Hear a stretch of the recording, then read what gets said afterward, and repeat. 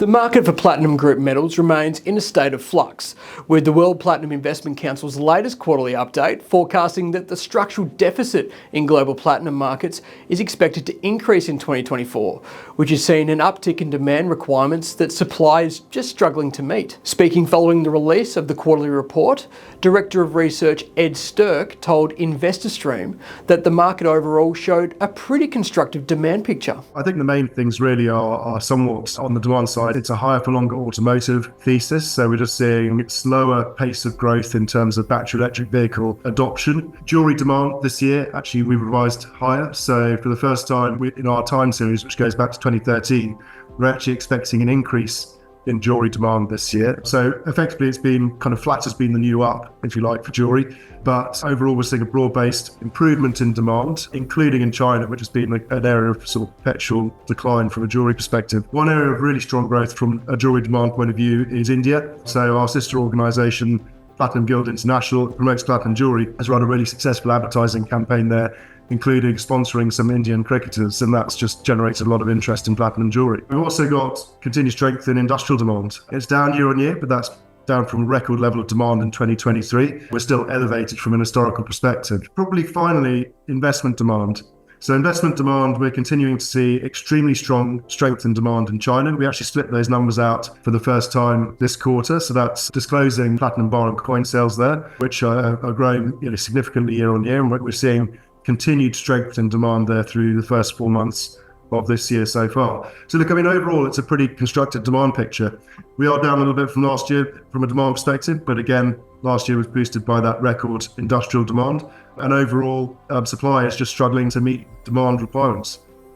With demand for platinum increasing, the WPIC report also highlighted that global platinum production fell to the second lowest level on record in Q1, and Stirk expects those supply side dynamics to continue in the second half of the year. I think in general, yes. So the challenges, the first quarter is always weak from a seasonal perspective. So particularly in South Africa, people are coming back from, their summer holidays and things. Generally, you kind of get a fairly slow restart of operations there. So you would expect quarterly production to improve as the year goes on. But if we look at the year as a whole and think about it in terms of the headwinds facing demand, none of them are likely to change in the near future. So we've seen a significant fall in the prices of some of the PGMs. So palladium and rhodium have come down quite significantly. They have begun to show a bit of recovery recently, but the fall in the price of PGMs overall has eroded the profitability of the mining companies. So they've announced some pretty significant restructuring plans, which are likely to limit production output through the remainder of the year. From a recycling supply perspective, there are also a number of headwinds.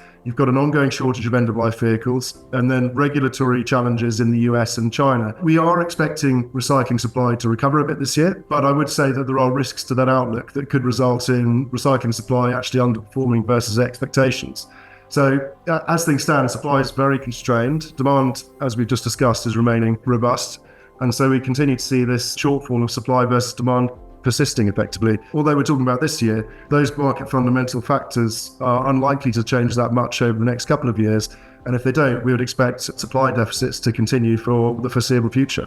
In a market where platinum supply is constrained and demand remains robust, both established and emerging producers are monitoring the market dynamics closely. Platinum and the other metals in the PGM basket are typically extracted from underground mines, which means there's limited flexibility in production. If demand continues to drive down existing platinum inventories, Stirk says the market could recalibrate.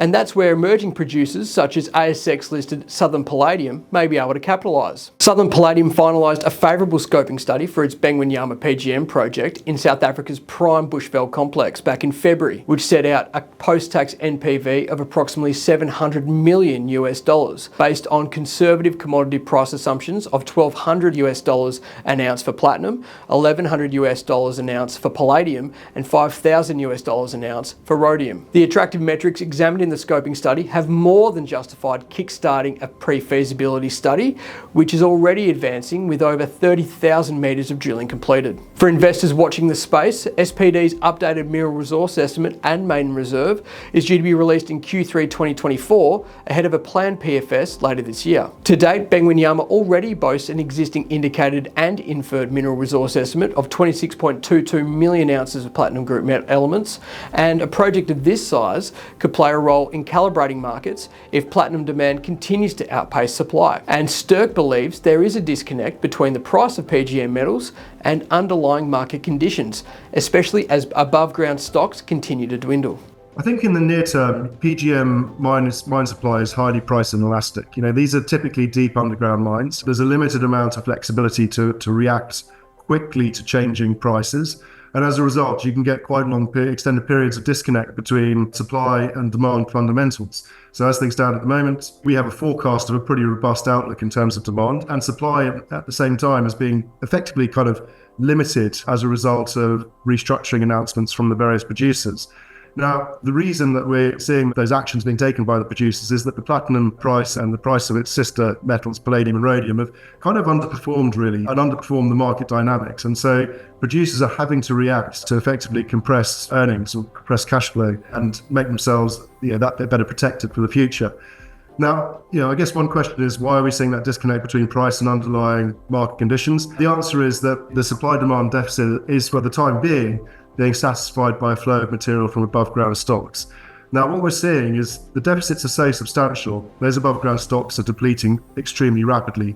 Towards the second half of this year, we'll probably stand at less than 6 months of total demand. And that's the point in commodity markets, where as a rule of thumb, you begin to see tightness come into the market, and that being reflected in higher prices. But by that point, the producers have already adjusted their operations, and the ability to then pivot and increase supply is highly limited. The WPIC report also flagged platinum's increasing use case in the development of the global hydrogen industry. Stirk believes platinum's position in the hydrogen supply chain is an emerging trend to watch and could represent a significant source of potential future demand growth. It's a significant source of potential future demand growth. We've actually disclosed for the first time in this latest quarterly update our stationary hydrogen application demand numbers. So around 70,000 ounces for 2024, still small in the overall context of things.